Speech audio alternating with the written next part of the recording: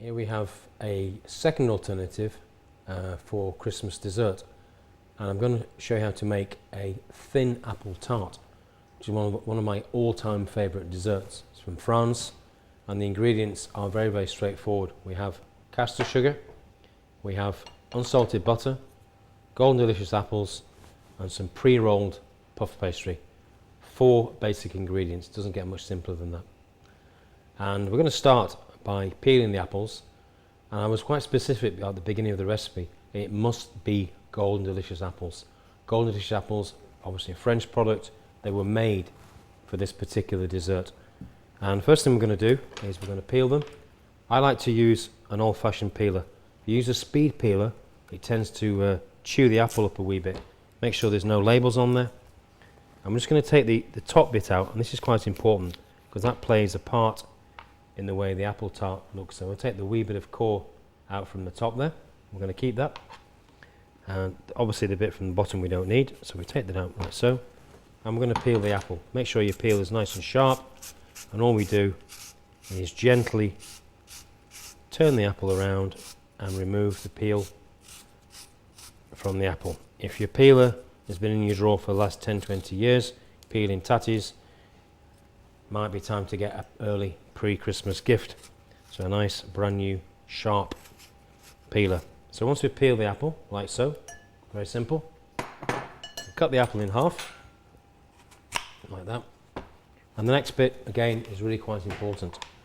I use a melon baller, and we're just going to take out a tiny bit of the core from the inside of the apple like so. Quite important.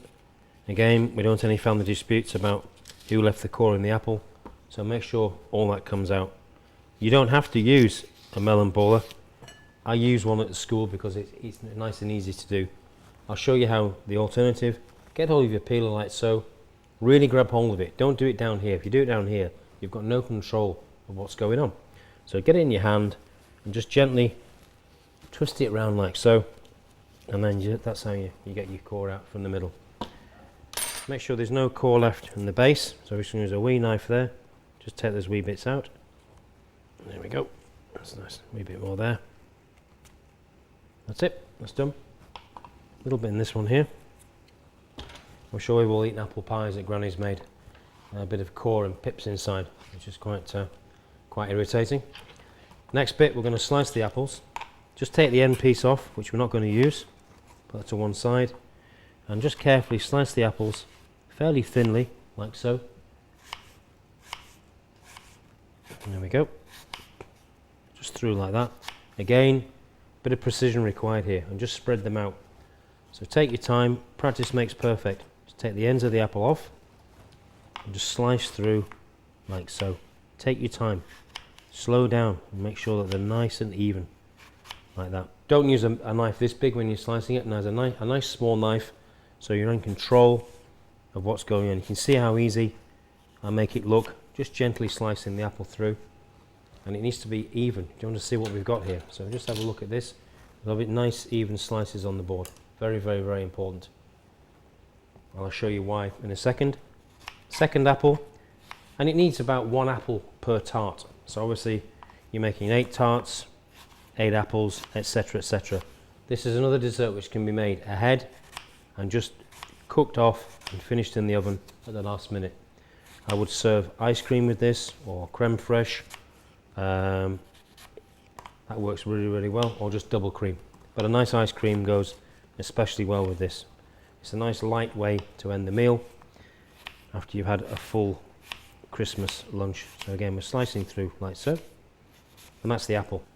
The next bit is we're going to use pre-rolled, that's bought puff pastry from most supermarkets, looking for the ones which have got the highest butter content, and don't buy the puff pastry which has not been pre-rolled. That's very, very important that we just use the pre-rolled stuff, and all we need to do is just cut it to the size we want, which is about that size today. So it's about an 8-inch plate we're using, and all we're going to do is slightly prick the pastry with a fork. It's very important so the heat comes through the base and helps it cook evenly from underneath.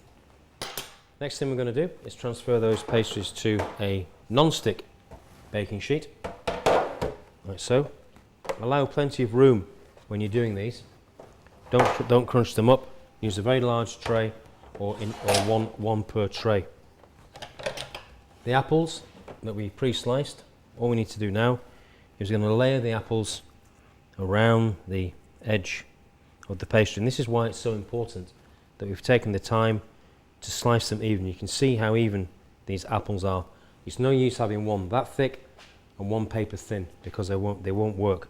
You're going to get an uneven cooking time, and also it makes it quite hard to arrange the apples on the pastry. As I said, it's about 1 apple per person. So all these ideas and ingredients, etc., are on the website. But please use golden delicious apples. If you use a Granny Smith or a Cox, you'll get instant apple sauce on the top of your pastry. Not a good idea on Christmas Day. So you arrange the apples around the outside like so. I'm going to put a wee slice in the middle like that, and then I'm going to put the wee core to finish it off like so. So I think this is pretty straightforward. But pre-bought puff pastry, pre-rolled, just cut out to the size of about an 8 to 10 inch plate. Golden delicious, which we've just peeled, cored, taken a wee bit of time to get them sliced nice and evenly. Arrange them on top like so. This recipe is also quite adaptable in the summertime, and we do it with apricots, we do it with plums and peaches. It's absolutely gorgeous. Green Gedges is one of my favourites. We can all dream of those summer days at Christmas time. So the apple gets arranged around there like so, and there we are. There's the apple. Another wee slice in the middle on there, and then we're going to put the core on the top. And the next step is just to get the puff pastry and just gently roll it up around the apples like so. So just use your fingers, and this is creating a natural edge to keep the juices in and to create a nice crust around the edge of the apples like so. Just roll them around, and it'll just come back in and around like so. There we go. That's it. That's all you need to do. Nice and simple. Caster sugar, and we're just going to sprinkle a generous amount of caster sugar over the top. Granulated sugar is okay. Caster sugar is finer, and it cooks a wee bit faster. That's why we tend to use it.